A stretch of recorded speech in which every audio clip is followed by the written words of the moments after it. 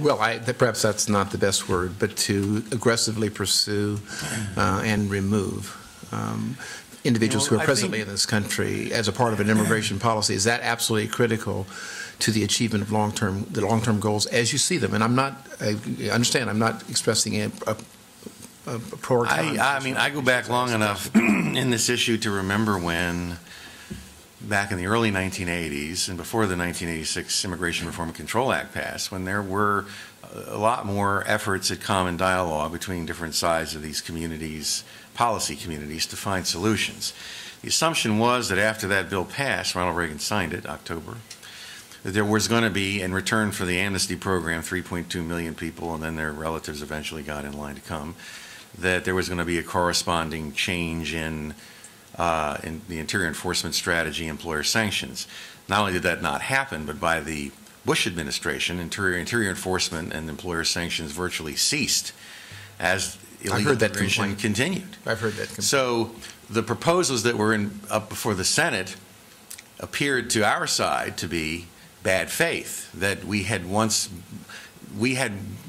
played this game one time too many times, and we weren't going to go down that road again. People want to see real enforcement.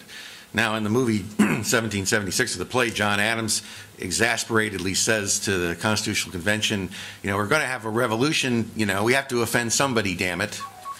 You can't enforce immigration laws without inconveniencing some people, and generally, hopefully, those people are only those people who have broken our immigration laws.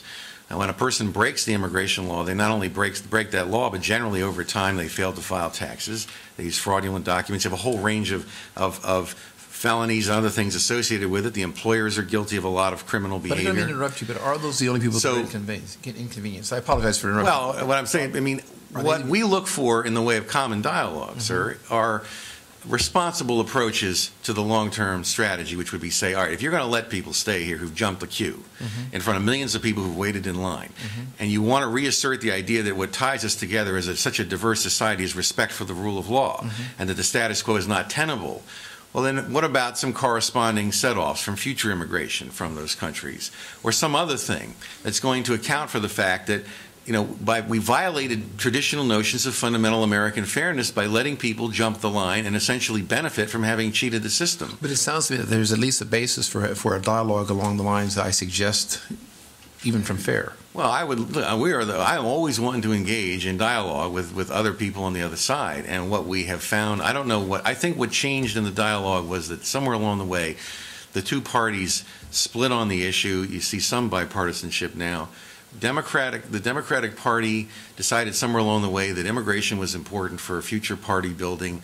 Some Republican people, mostly, frankly, Bush people, decided that immigration was important to raise political money. And the old Father Hesburgh Commission, Barbara Jordan chaired a wonderful commission in 1995. These commissions, which took an enlarged view of the national interest, on which proposals, the original Simpson-Mazzoli bill was based, and then in 1995, the Smith-Simpson bill was based. All those great recommendations were torpedoed by a coalition of business and, you know, left of center, whatever you want to call them, immigration advocates, to essentially prevent them from passing. We shouldn't be in this situation as a country today. I quite agree, but the testimony that we heard from Ms. Firth and Reverend Carter and Mr. Blyler suggests a social impact that will be derived from our current course of action if we pursue it, and if we continue to, for lack of a better word, focus on existing individuals currently in this country that could very well not only create extraordinary conflict in the community, but also undermine long-term the Constitution. That some acts of our Constitution, aspects of the Constitution that I think are absolutely critical. But if you say it respectfully, if you tell people that there is no alternative, that the rule of law simply cannot prevail in border regulation and immigration regulation, you're saying that as a nation we can't control our destiny. No, I'm saying that the problem from my perspective, is at least what I've heard, is that it's not so much the absence of the rule of law, but the failure to enforce existing laws. I was in Congress and responsible for enactment of the 86 Immigration Acts, and I quite agree with you that it was very extraordinarily ambitious. It took 3 Congresses for us to pass it, as you'll recall. We were very hopeful that these things would occur, but the fact of the matter is that they haven't been enforced for various reasons by both parties. if we were to enforce those laws prospectively and perhaps even implement some others along the lines that you suggested, do you think it's still necessary for us to focus on the kinds of things that the Prince Williams County Commission has enacted in this legislation that have such a direct impact on individuals and on people, some of whom are illegal and some of whom are not illegal?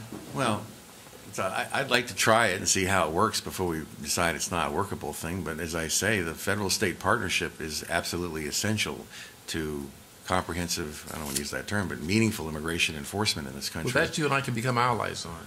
What I have real concern about are some of the results that I know, and we all know, are going to occur with respect to the imposition on individual civil rights of people who happen not to look like a majority of folks.